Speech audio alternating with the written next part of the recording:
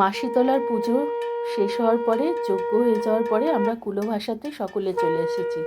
আমাদের কাকিমা রয়েছেন মুখ্য ভূমিকায়, আর শঙ্খপু দিচ্ছেন পূজা রানী, জ্যোতি বর্মন ফটো তোলায় ব্যস্ত, ভূমি, আর আমাদের রায়কিশোরী কাসর বাজাচ্ছেন, আর আমি ফ্যাঁস ফ্যাঁসে গলা নিয়ে, শরীরটা খারাপ ছিল, উলুধ্বনি দিচ্ছি। যদি কম্পিটিশনে কারোর প্রয়োজন হয় আমাকে নিতে পারেন, লাস্ট প্রাইজ আমি আনবই জোকারে। তবে তার আগে বলে দিই, এই পুকুরটা হলো পদ্ম পুকুর, আমাদের খুব নামকরা পরিচিত পুকুর।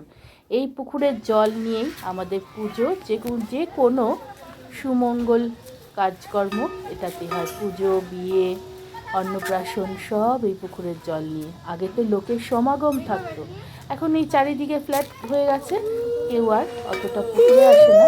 সবাই সাঁতার শিখেছি আমরা এই পুকুরে, কত লাভ ঝাঁপ দিয়েছি, কত সময় কাটিয়েছি, এখন পুকুরে নামতেই ভয় পাই। সবার শেষ থেকে শুরু করলাম, আশেপাশের পরিবেশ দেখিয়ে। হলুদ শাড়ি পরে আগেই চলে এলেন সুন্দরী বৌমা পাড়ার। এইবার আমরা কুলো ভাসিয়ে যে যার বাড়ি যাচ্ছি।